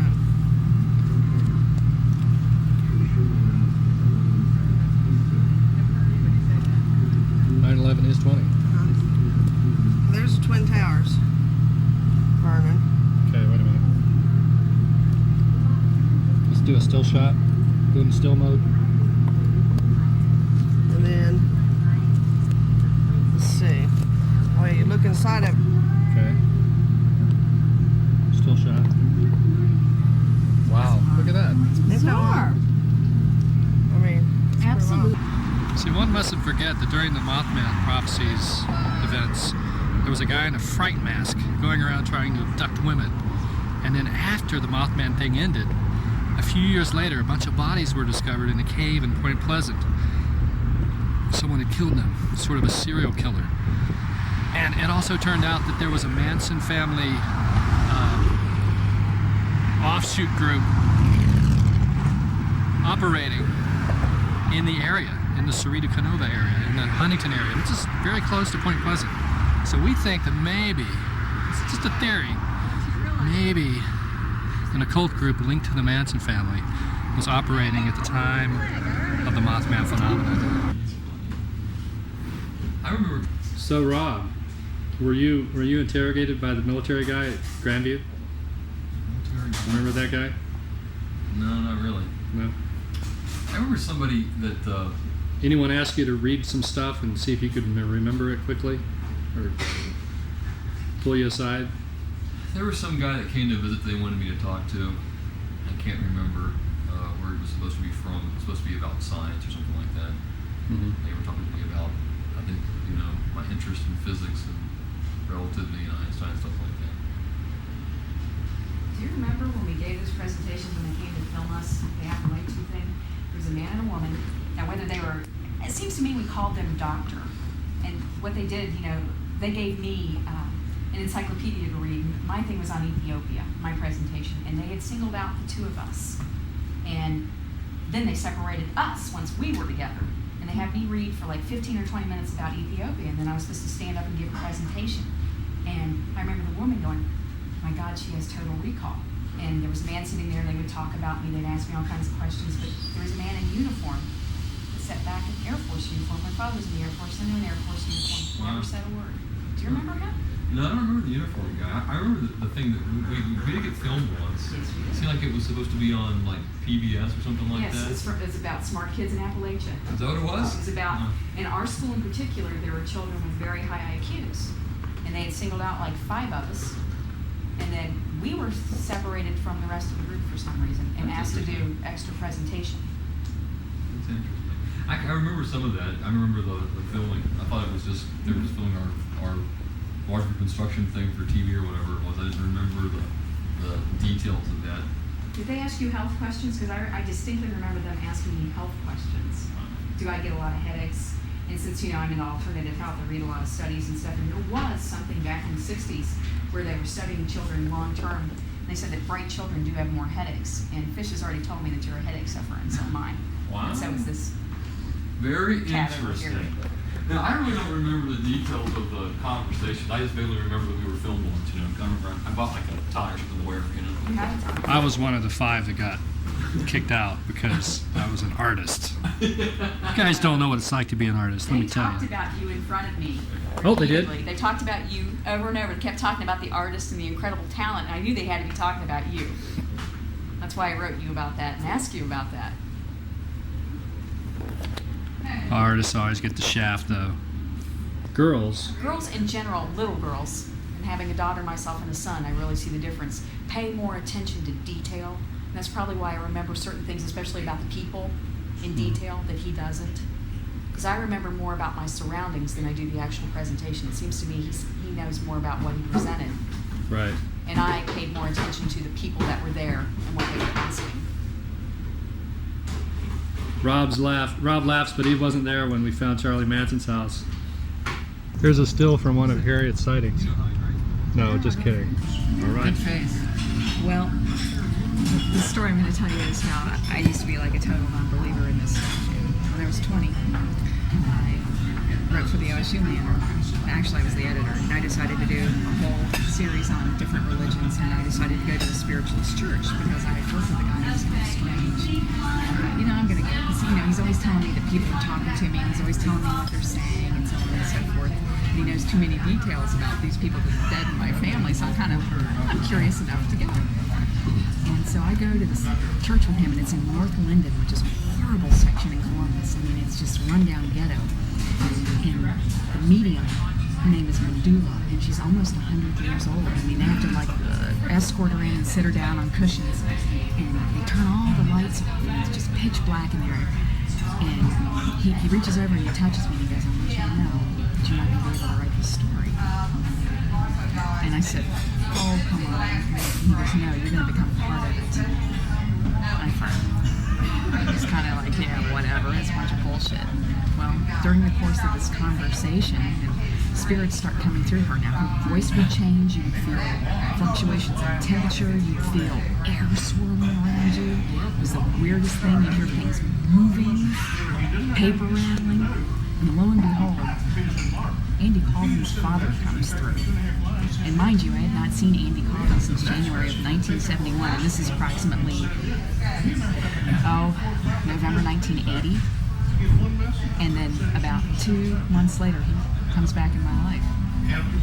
And his father came through to tell me that he had a protector.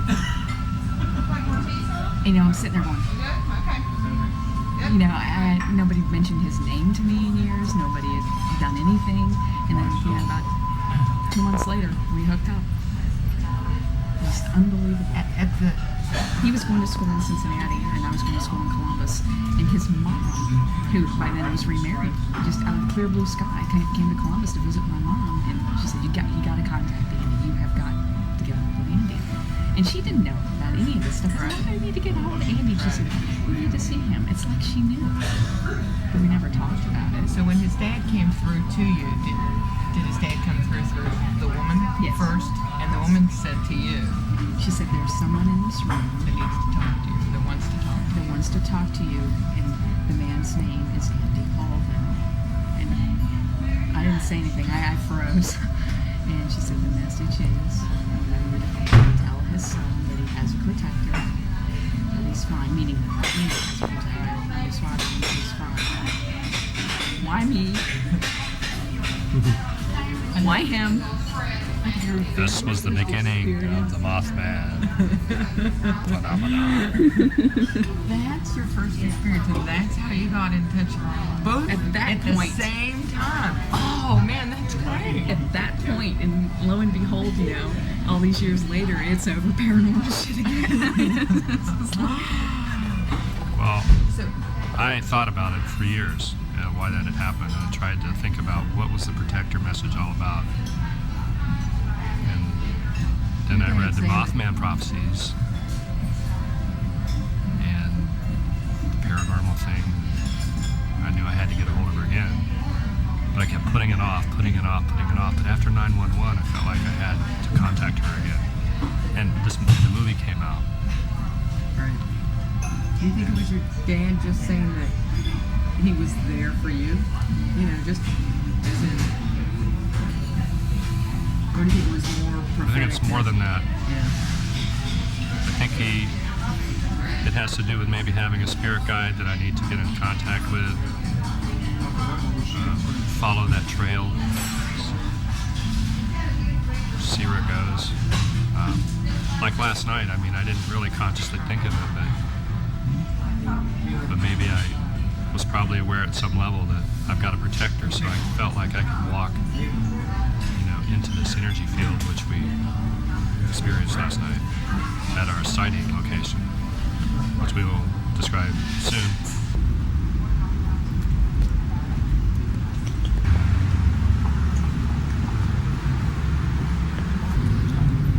Today our Mothman search takes us to Williamson, West Virginia, where we are meeting with the woman who later lived in Harriet's house after Harriet moved out. Would you be inhabitant of Harriet's house? Well, see, I would have lived out there probably, I graduated from college in '84. So it was probably like the end of '85 through '86, '87, and most of '88. I was kind of in a bad situation, and I had a lot of anxiety attacks when I lived there, but nothing that I would attribute to the house. I always really loved that house. But it was empty for a couple months, and it was the summer months, and I was home from law school, and I just didn't have the energy to go out there and live just for the summer and mow. And this was a friend of Tom Tony's that was basically homeless at the time, that said he'd go out there and stay for the summer and keep the place up and mowed. And so I just let him go out there for free. He never paid me any rent. He drowned while he was living at the house, but not at the house. He drowned on the Kanawha River. I think he got drunk and just fell out of boat. It was a little odd because it wasn't during regatta, or anything, but he died. Are they sure it was an accidental death? I never looked into it. At the time, I was just so relieved he hadn't died on my property, And it was kind of sad because he didn't really have any family, so all his things just stayed there. He didn't have any family or friends who came to collect his stuff. So I ended up having to go out there and collect his things. Your anxiety attack stopped when you left the house. Let me ask you something that may seem like a strange question. I've never had another one. Have you ever had one? Yes. Oh, they're awful. Let me ask you a question. Have you ever found yourself missing time? Missing time? Have you ever thought it was, say, 2 o'clock in the morning and all of a sudden it's 4 o'clock in the morning? Oh, sure. When then? I mean, I would go to bed. No, I would go to bed and I'd be fine. And then I would wake up and I'd be like huddled in the corner. So I slept in the front bedroom, the one with the fireplace. That was my bedroom. And I would wake up in that corner, like down from the fireplace near the second bedroom, not near the living room. And I would always come to in that corner with my head leaning against the corner, just like on my knees, like this. And it was like frightened? Wet. My face would be wet. The front of my robe would be, or gown or t-shirt would be wet. Or like I'd been crying for hours. Marks and on it was your always body? 4:30. I almost always woke up. I always came to around 4:30. Did you ever have any strange scratches or marks on your body? I don't know. I mean, not that I would have attributed at the time to that. I mean, you're outside working so hard, and then, I understand that. You were always marked up when you lived out there. Nothing that I attributed to that. But I had these, and then around 4:30. I mean, maybe a minute this way or that, but. And how often did that happen? Over a period of time, say, like a year, 2 years, a few months, or? Really? Gosh, I feel like I'm having one now. I don't know how often. Probably not once a week. Not quite that often. Okay. But pretty often. Okay. We're here in Williamson at the Starters Restaurant, and Harriet.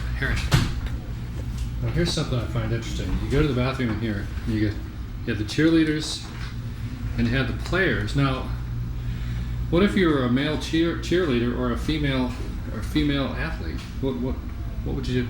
You'd be confused. Yeah, You have to go both. I know I was. Yeah, same here.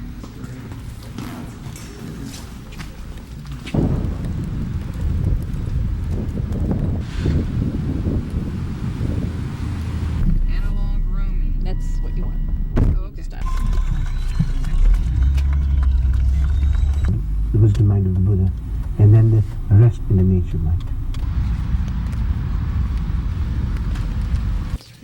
want to see some flags. Let's go down. Where?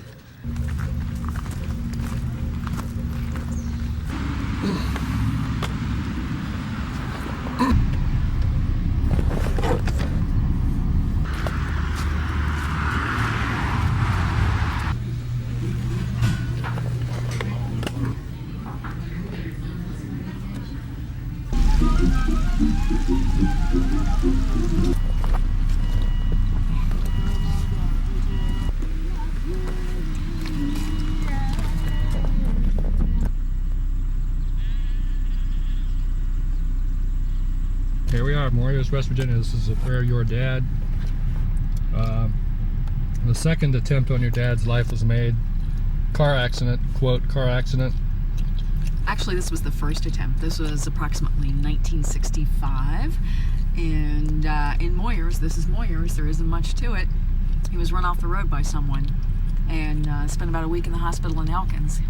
And then another week back in Charleston. Now that you're here, do you have a sense of who did it? Was it the Eastern Bloc or was it the Americans? I think it was the Americans. Do you think, why? Well, I'm just kind of feeding off your own tack of a paranoia here. I mean, this van sitting here is just all too. Okay, there's our van. There's our van, our CIA van, listening van. We've already hit one van. What we asked for directions back there. Tell us what happened. They asked us who, as in who we were going to see. Yeah. As opposed to where we were going to go. This is a Verizon, quote, Verizon wireless man. Followed closely by an Aspen truck. Lots of trucks around here with lots of gear on them. Roads that aren't marked very well. At all. To try to keep you away from the secret installation. They're probably listening to us right now. Anyway,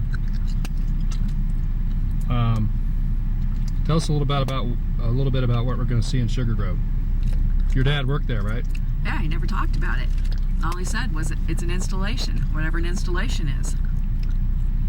And now we know that it was part of the top secret echelon project, eavesdropping on America's communication networks. Everyone knows about it these days, but back then it was pretty secret. Times when he wouldn't come home for weeks at a time because they wouldn't let him.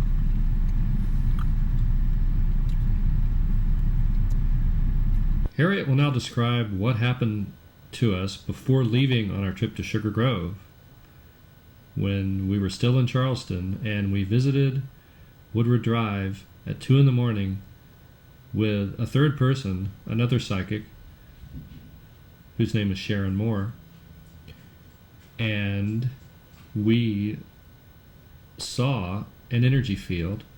She picked up on the exact spot where Andrew B. had his sighting.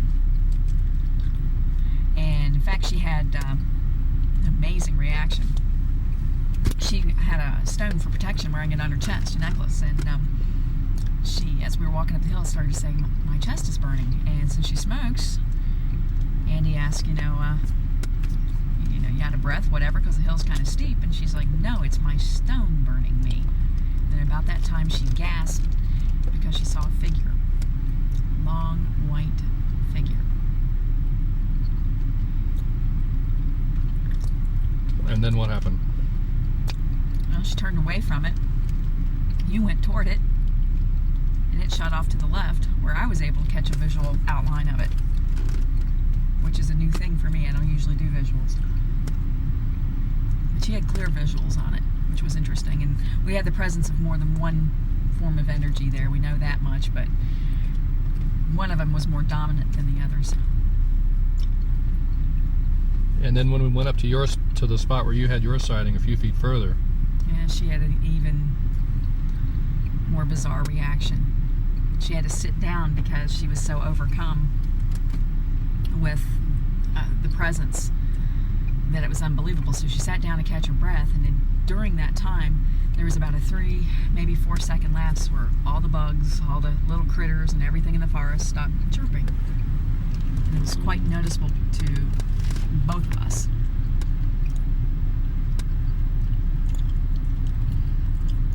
Sat there for a little bit, composed herself, got back up, and started at it again. She can only take so much because she feels it so strongly physically that it kind of blows her away. And then later that night, after we soaked up all of that electricity, what happened? Well, first of all, describe again just how it felt when you walked through the various spots. Oh wow, it was like sticking your finger in a light socket as a kid. I mean, it was just charging you, and neither one of us, or even Sharon, none of us could sleep. It just pumped us up with so much energy. We got back to Sharon's place probably about 3:30, and nobody could sleep, and then that's pretty much when you had your bizarre premonition or visual sighting, or I don't know what you want to call it, because it just came to you about something at my house, which was further on down the lane, and you felt like something bad had happened there, and it was such a feeling of terror that it was, your emotional reaction was like I'd never seen or ever felt. And then I had a feeling of death or murder, and then the next day we found out from the next owner of the house, or whenever she came along, she, anyway, tell us. Well, basically, the person that owned the house later on had told us that a drifter had lived there, and he pretty much took care of her place while she was in law school at WVU, and she didn't make him pay any rent, but there's lots of mowing and lots of upkeep of the place, and apparently he had drowned in the river, and nobody knew it for a while, and it was read in the paper, and somebody called her up and told her that somebody had died. But personally, I don't think that's what you were picking up on. May have been part of it, but something else happened there. Yeah, I mean, do you have any vibes of what it was? Yeah. What? It was a murder. You feel like a murder happened at your place? Oh yeah. You know, the thing, the stuff that occurred on the road with walking through these energy fields was mentioned in the Mothman book by Keel. Do you remember that? Yeah, I do. He said he went to a spot in the road and at night he felt terror when he walked through it, and he kept walking back and forth through it. And it was a very sharply defined area. Well, the same happened with us, and we all three noticed that there were areas where the temperature varied. And I'm not talking about, when you catch a breeze or something. There was no breeze this night, and it was just hot, humid, no breeze whatsoever. We were walking through areas that would be just really cold, and then you walk back through the soupy air, and then you hit another one that was really cold. And the areas that you felt, that's where the highest intensity of the tingling would happen. And no doubt about that, all three of us felt that. So,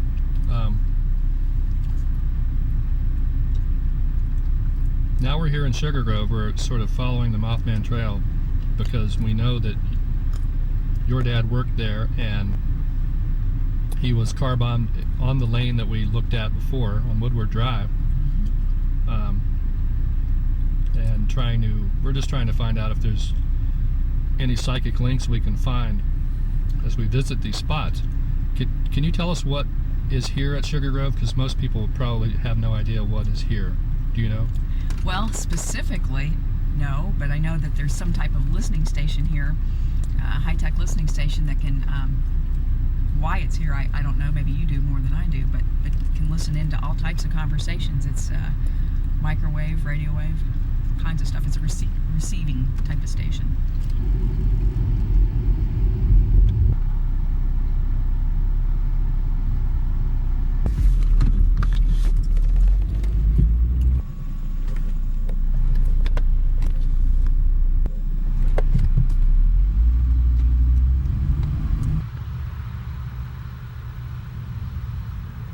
Okay, there we have the entrance to the Sugar Grove facility. Okay, Harriet, here we are outside the gate. Secret facility. What kind of vibes you getting? Not good ones, I'll tell you that right now. Not good ones. No, because you're being watched right now through binoculars. Yeah.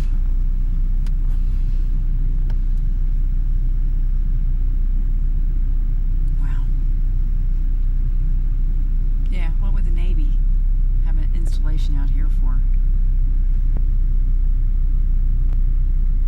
There's a man with sandy blonde hair watching you. How do you know?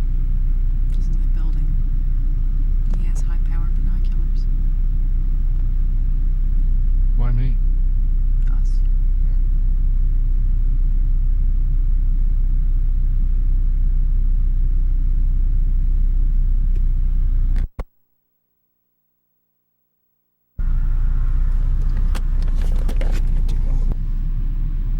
Okay, so you're picking up A real clear signal of what it looks like. The road goes up over a hill, down into a valley, and I'm perceiving that as many as 200 people work there. And physical evidence of what we've seen at all the different U.S. government vans, Navy, every time something goes by. Florida, Florida, Texas, Alabama on the plates. All people that have nice cars and don't look like basically hillbillies that live around here. And I see as many as 200 people. Large installation. Lots of equipment.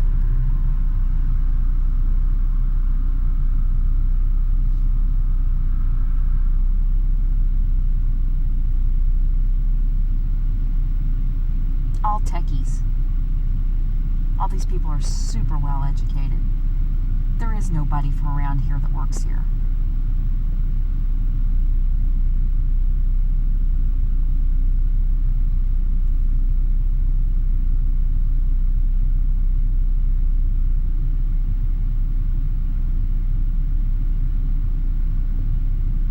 I'm sure they can hear us anyway.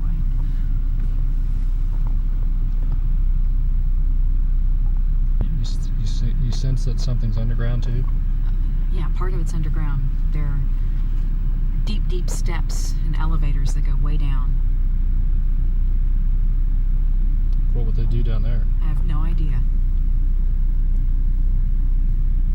I see screens, like almost like a control tower type of thing, I guess. I don't know how else to describe it.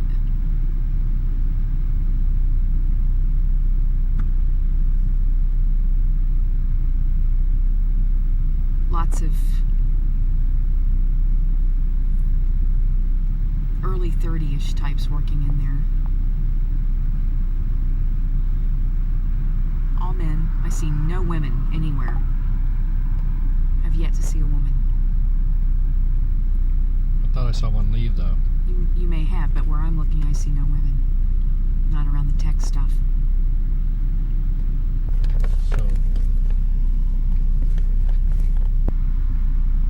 So here we are at a Navy housing development where all the people that work in Sugar Grove live. And there's hundreds of units. Hundreds. And it looks to be their own school. So and you can't get in. There's guards. We didn't shoot the guards because we didn't want to get in trouble. We can shoot them with cameras. Any vibes? Harriet says we need to leave, so we're going to turn around. So it sounds like you're surprised that they have such a huge housing complex there for the Navy personnel. Well, I hope to tell you, because why would you put that there unless it was a major installation? You wouldn't. We had armed guards with assault rifles. We had schools for the kids to keep them separated from the locals. Like a large community center down there that I could see. Large.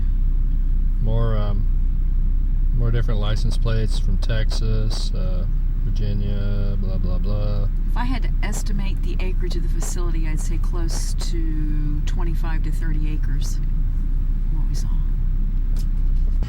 Here we got your stuffed bobcat at the local Sugar Grove diner.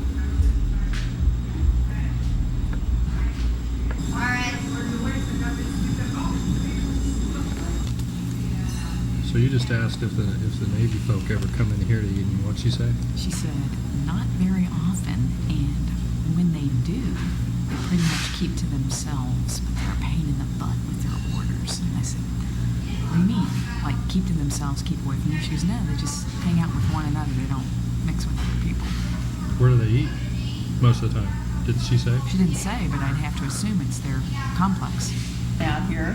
So I was kind of wondering what a big naval installation's doing here. What do they do there? Oh, that's just that's the naval base. That's just a secluded place for them. Yeah, do you know what they do here? It's the naval base, so we have, I don't know, they have all the naval services and everything. Like the base to the main base to the other end of Sugar Grove to that end, and I guess a lot of correspondence and all that. And then if they're called out, they go from there, which is Virginia Beach is the nearest. Yeah. See, that's what I'm thinking when I think naval base. I mean, here we are driving through the hills of West Virginia, and I'm just like, what is naval installation doing here? It's water. She's gonna take another pain pill and remote view, and there's nothing you and your installation can do. She's gonna see you. Could this be the Mothman?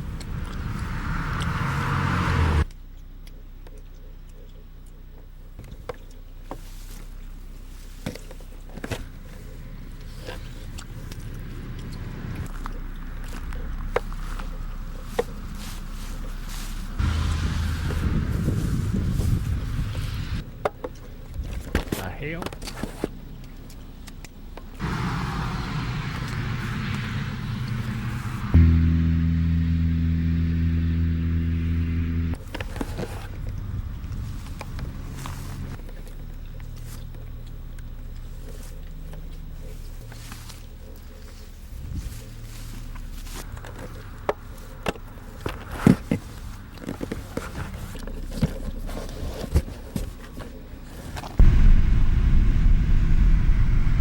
So tell us about the river that we're on here near Sugar Grove.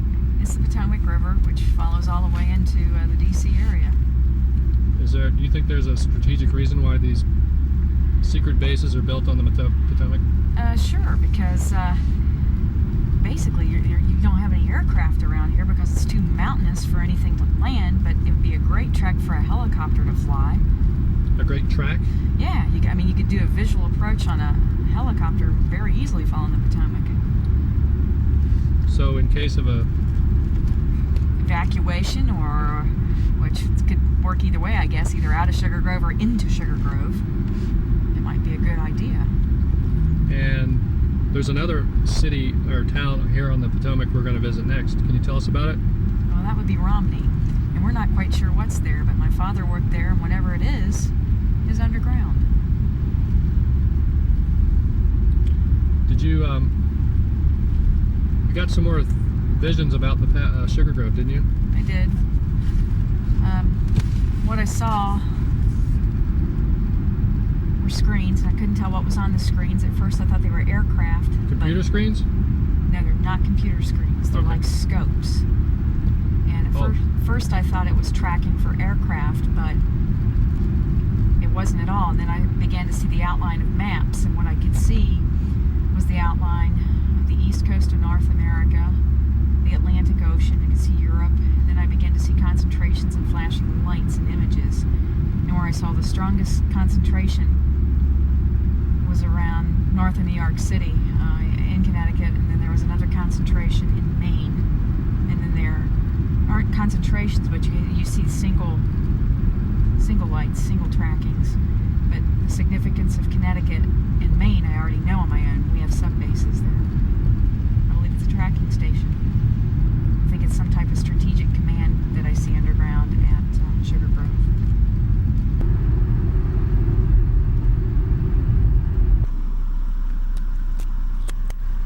Okay, we're not yet to Romney, but Harriet here is seeing a rock formation that she thinks she has seen before.